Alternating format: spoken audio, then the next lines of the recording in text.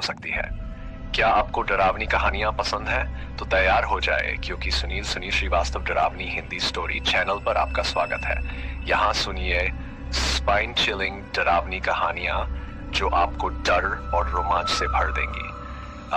हर कहानी में एक नया रहस्य, एक नया सस्पेंस और ऐसी घटनाएं जिन्हें सुनकर आपकी रातों की नींद उड़ जाएगी। हर कहानी का अनुभव कीजिए अपनी भाषा में, हिंदी में।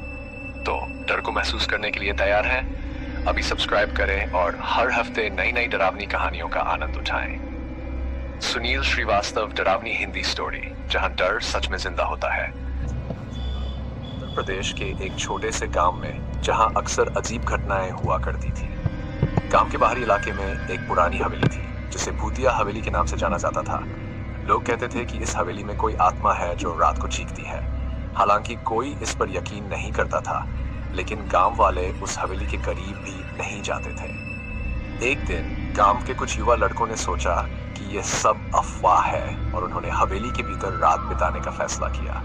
4 लड़के, रवि, मोहित, सचिन और अमित, अपने साथ मशाले और खाने पीने का सामान लेकर रात को हवेली में गए। अंदर पहुंचने के बाद उन्होंने एक कमरा चुना और वहां बैठ गए। रात धीरे धीरे गहराने लगी और चारों हंसी मजाक करने लगे। आधी रात होते होते अचानक हवेली में ठंडी हवा का झोंका आया। मोहित ने देखा कि हवेली के एक कोने से धुंधली परछाई चल रही है। उन्होंने इसे नजरअंदाज कर दिया और सोचा कि यह उनका भ्रम होगा। लेकिन कुछ ही देर बाद हवेली के अंदर जोरदार चीख सुनाई दी। वो चीख इतनी भयानक थी कि चारों के रोंगटे खड़े हो गए। उन्होंने मशाल जलाने की कोशिश की, लेकिन मशाल जलने से पहले ही बुझ गई। अब सभी को डर लगने लगा।